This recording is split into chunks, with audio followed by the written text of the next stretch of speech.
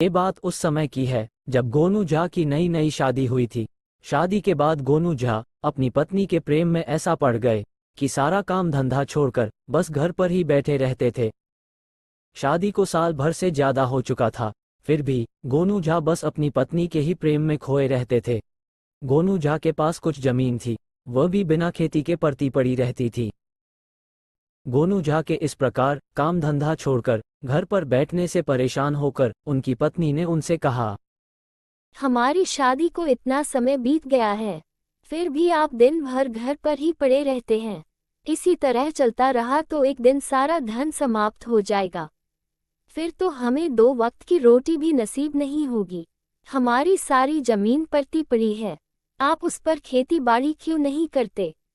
पत्नी के बार बार समझाने पर भी गोनू झा टस से मज नहीं हुए। कुछ महीने बीते, फिर परेशान होकर गोनू झा की पत्नी ने उनसे कहा, अब बहुत हुआ, मेरे इतनी बार समझाने पर भी आप है कि समझने का नाम ही नहीं लेते। अब अगर आप खेत में काम करने नहीं गए तो मैं घर छोड़कर अपने मायके चली जाऊंगी, फिर बैठे रहना घर पर अकेले। पत्नी के ताने सुनकर गोनू झा बोले, अरे पंडिताइन, क्या बिना बात के कुटकुट करती रहती हो? मैं कल ही कुछ मजदूरों से कहकर खेत जोतने का काम करवा लेता हूँ। गोनू झा ने गांव में सभी मजदूरों से बात की, लेकिन कोई भी मजदूर नहीं आया। फिर गोनू झा ने अपनी पत्नी से कहा, मैं तो मजदूर बुला बुला कर थक गया, लेकिन यह मजदूर है कि आने का नाम ही नहीं लेते। कहीं ऐसा तो नहीं कि पिछली बार तुमने उन्हें कम मजदूरी दी थी, जिसके कारण वो हमारे खेत में काम नहीं करना चाहते? गोनू झा की पत्नी गुस्से में बोली, आप भी कैसी बातें करते हो? भला इतनी पुरानी बात लेकर कोई थोड़ी बैठा रहेगा। अगर मजदूर नहीं आते तो आप खुद क्यों नहीं जाते खेत में काम करने? पत्नी की बात सुनकर गोनू झा बोले, अरे पंडिताइन, मैं ठहरा पंडित आदमी, खेत में जाकर मजदूरी तो करने से रहा। मैं तो ज्यादा से ज्यादा पूजा पाठ या शास्त्रार्थ कर सकता हूँ। खेत में जाकर हल चलाना मेरे बस की नहीं है। एक काम करता हूँ, कल मैं दूसरे गांव जाकर मजदूर लेकर आता हूँ। अगले दिन गोनू झा अपना झोला लेकर दूसरे गांव निकल पड़े। रास्ते में कुछ लोगों ने उनसे पूछा तो उन्होंने उन्हें सारी बात बता दी। गोनू झा 3-4 दिन तक गांव नहीं लौटे। 3-4 दिन बाद जब गोनू झा अपने गांव लौटे तो उनके हाथ में एक बड़ी सी पोटली थी। इतनी बड़ी पोटली देखकर लोगों ने उन्हें रोका और उनसे पूछा, अरे झा जी, आप तो मजदूर ढूंढने दूसरे गांव गए थे। इतने दिन कहाँ रह गए थे? और इस पोटली में क्या है? गोनू झा ने उनकी बातें सुनकर उन्हें उत्तर देते हुए कहा, अरे भाई, गया तो था मजदूर ढूंढने, लेकिन दूसरे गांव में मुझे कुछ बनारस के पंडित मिले। उन्होंने चुनौती रखी थी कि जो भी उन्हें शास्त्रार्थ में हराएगा वह लोग उसे अपना सारा धन दे देंगे।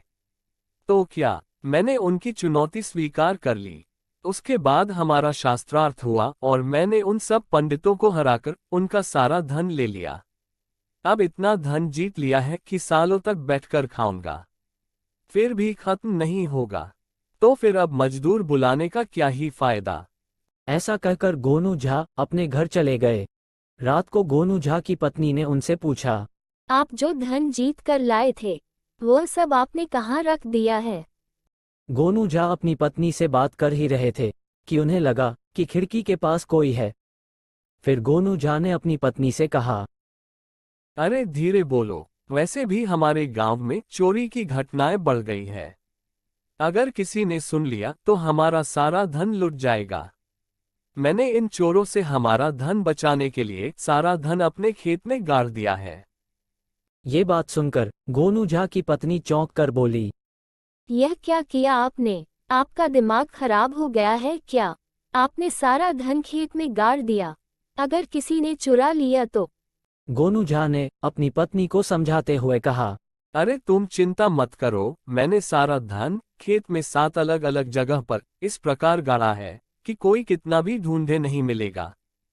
अगली सुबह जब गोनू झा और उनकी पत्नी ने खेत में जाकर देखा तो सारा खेत जुता हुआ था। ये देखकर गोनू झा की पत्नी परेशान हो गई कि हमारा सारा धन चोरी हो गया। उधर गोनू झा ठहाके लगाकर हंसने लगे। गोनू झा को धन चोरी होने पर हंसता हुआ देख उनकी पत्नी बोली, मैंने आपके जैसा मूर्ख इंसान कभी नहीं देखा। पहले तो सारा धन लुटवा दिया और अब दुखी होने की बजाय ठहाके मारकर हंस रहे हो। पत्नी की बात सुनकर गोनू झा बोले, अरे कौन सा धन, जब कोई धन था ही नहीं तो चोरी क्या होगा। ऐसा कहकर गोनू झा हंसने लगे तो उनकी पत्नी ने पूछा, यह आप क्या कह रहे हैं? आपने ही तो कहा था कि आप शास्त्रार्थ में धन जीत कर लाए थे और उसे अपने खेत में छुपा दिया है। पत्नी को परेशान देखकर गोनू झा ने कहा, अरे मैंने तो सबसे झूठ बोला था कि मैं धन जीत कर आया हूँ। फिर जब रात को तुमने मुझसे धन के बारे में पूछा तभी खिड़की के पास मैंने किसी को हमारी बातें सुनते देखा, तो मैंने ये सारा झूठ रचा और देखो, वह चोर मुफ्त में हमारा खेत जोत कर चले गए। हमें मजदूरों की आवश्यकता ही नहीं पड़ी। सारी बातें जानकर गोनू झा की पत्नी खुश हो गई और फिर दोनों अपने घर लौट गए। एक राज्य में एक ज्ञानी ऋषि रहते थे। वे लोगों की भाग्य रेखा देखकर उनका भाग्य बताया करते थे। राज्य के लोग अक्सर उनके पास जाते और अपना भाग्य पूछा करते थे। उनकी प्रसिद्धि दिन पर दिन बढ़ती जा रही थी। एक दिन राज्य के राजा को ऋषि के बारे में पता चला। उसके मन में भी अपना भाग्य जानने की इच्छा पैदा हुई। उसने ऋषि को लाने के लिए अपने सैनिक भेज दिए। सैनिक ऋषि के पास पहुंचे और हाथ जोड़कर राजा के पास चलने का निवेदन किया। ऋषि ने राजा की भाग्य रेखा देखी और कहा, आपका जीवन सौभाग्य से परिपूर्ण है। आपके राज्य का विस्तार होगा और आपके जीवन में हर्ष उल्लास बना रहेगा। ये सुनकर राजा बहुत प्रसन्न हुआ। उसने ऋषि को ढेर सारे उपहार दिए। कुछ देर बाद राजा ने ऋषि से पूछा, गुरुवर, क्या मेरे जीवन में कोई दुर्भाग्य भी जुड़ा हुआ है? ऋषि ने कहा, हर किसी का जीवन सौभाग्य और दुर्भाग्य का मिश्रण होता है। तुम्हारे जीवन में भी दुर्भाग्य है। और उसने राजा को उसके दुर्भाग्य के बारे में बता दिया। दुर्भाग्य के बारे में सुनकर राजा को बहुत क्रोध आया। उसने सैनिकों से कहा कि ऋषि को फांसी पर लटका दिया जाए। ऐसे व्यक्ति को जीवित रहने का कोई अधिकार नहीं जो अपने राजा के दुर्भाग्य की बात करता हो। सैनिक ऋषि को पकड़कर ले जाने लगे। तब ऋषि ने राजा से कहा, राजन, आपकी मृत्यु से जुड़ा सच मैं आपको बताना भूल गया। मेरी मृत्यु के ठीक 1 घंटे बाद आपकी भी मृत्यु हो जाएगी। ये सुनकर राजा भयभीत हो गया। उसने सैनिकों से कहा कि ऋषि को छोड़ दे। सैनिकों ने ऋषि को छोड़ दिया और ऋषि सकुशल अपनी कुटिया लौट गया। अपनी बुद्धिमत्ता से उसने अपने प्राण बचा लिए।